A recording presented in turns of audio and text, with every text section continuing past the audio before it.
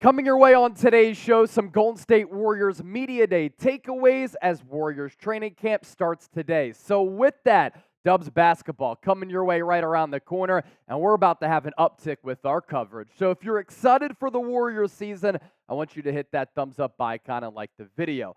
A lot to get through today. This is really going to be an insightful and informative show. I want to begin with this, and we did a YouTube short for this over the weekend on Saturday. When the news started to trickle out that Draymond Green suffered an ankle injury, Jason Dumas, who is the sports director at Kayron in San Francisco, does a good job of breaking some Bay Area sports stories, did say this, that according to a source on September 30th, Draymond Green sprained his left ankle, not a high ankle sprain. Recovery should be anywhere from 3 to 6 weeks. Should have more info on Monday during Warriors Media Day. That's exactly what I relayed on the YouTube short. But then Warriors Media Day was yesterday, and you have this from the doc. The vast majority of low ankle sprains in NBA players do not require surgery. RTP is partially based on number of ligaments involved. That's return to play and degree of injury. Typically, grade 1 micro tear equals 1 to 2 weeks. Grade 2 partial tear 3 to 6 weeks. Grade 3 full tear 6 to 12 weeks. So Dr. Nirav Pandya, who has done a good job of breaking also some Warriors injury news items in the Bay Area, as well as some Niners stuff as well, kind of passing along from a doctor's standpoint what you can kind of expect and some good insight on that injury. And then let's hear from the man himself, and Draymond Green, who addressed the media on Monday, had to say this: I dodged a bullet, learned that today, by the way, it's positively reacting. Even with an MRI, you don't see the trend of it immediately. The swelling is down. So hopefully for Draymond, this is going to be more of a shorter-term injury. He added that he feels good, feels like he's improving fast. I'm a pretty fast healer, so I feel like I'm improving fast, and it's good. Didn't quite foresee this coming into the season, but everything happens for a reason. Look, you can't foresee an ankle sprain. I mean, how many times have you been playing pickup? How many times have you been watching any level of basketball where you step on a defender's foot, you come down on your teammate's ankle, you roll your ankle, and that's just the reality of it. Glad to hear it's not super serious, because it is interesting what the Warriors might have to try it out as far as their starting lineup goes if Draymond Green is not going to be able to give it a go to begin the 2023-2024 campaign. I think that this is going to be the lineup that the Dubs will go with here,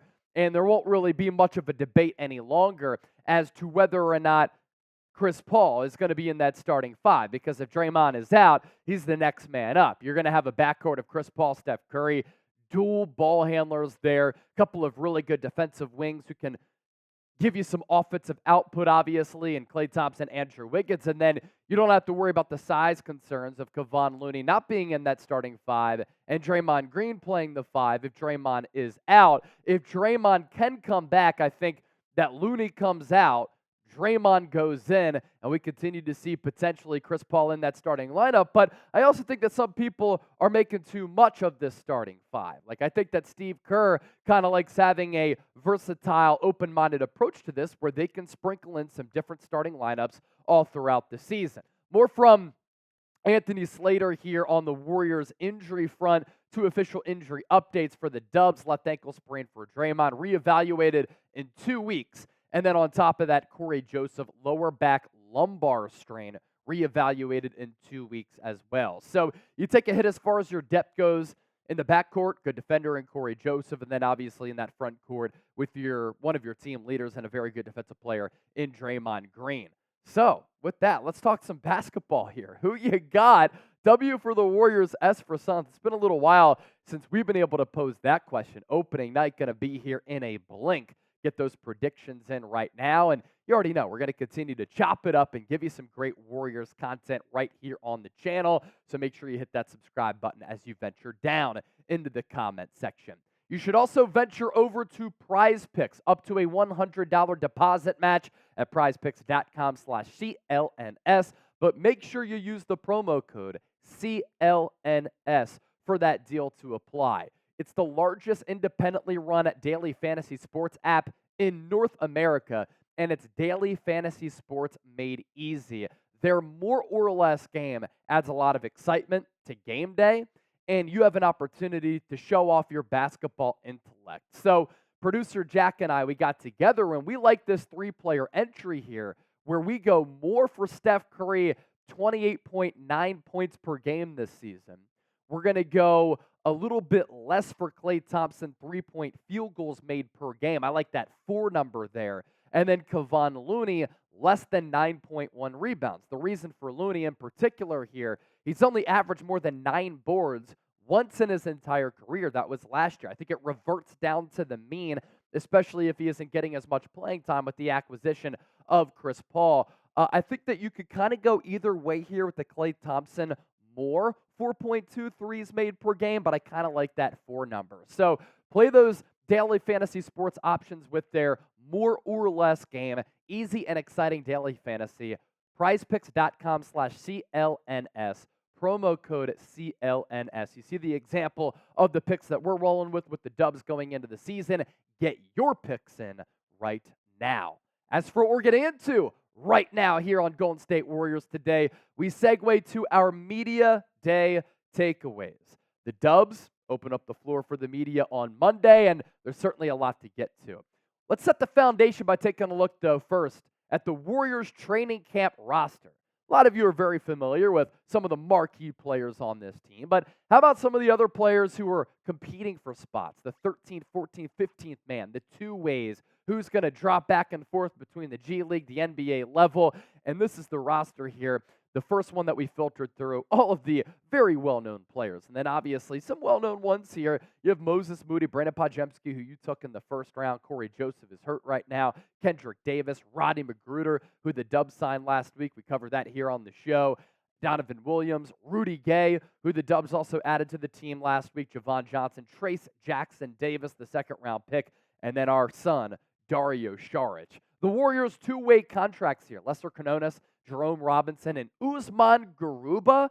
I kind of like what the Warriors are doing here as far as stacking some of this depth. And I haven't really had an opportunity because Patrick Seatman talked about the Usman Garuba acquisition. But this is a guy who was a first-round pick by the Houston Rockets, and he played. And he played well, especially on the defensive end. That versatile defensive option who's still a young player. He used to play for Real Madrid a few years ago before getting drafted, and really the consistent theme for him, very good defender. So look out for him on one of those two ways.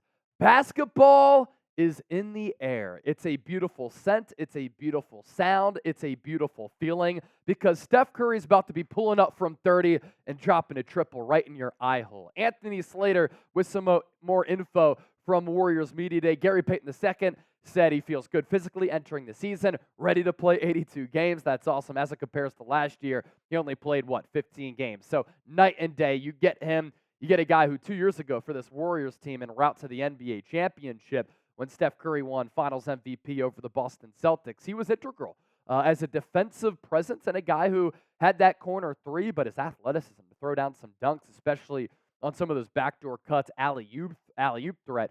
Very, very intriguing option, especially if he could play a little bit more, obviously. He gave up James Wiseman for him a year ago. Anthony Slater also with this. Chris Paul in the starting lineup questions. I actually got the opportunity in 2008 to come off the bench for the Olympic team. Anybody that knows me knows that I'm all about winning. And if you remember, that was the Redeem team back in the day after Team USA disastrously did not finish with the gold in Athens, Greece in 2004. They come back in 2008, and they were terrific. And CP3 came in off the bench. My boy Nick Roloff would say that Dwayne Wade, the best player on that Olympic roster, might be difficult to agree with, but Kobe Bryant, LeBron James, also very good.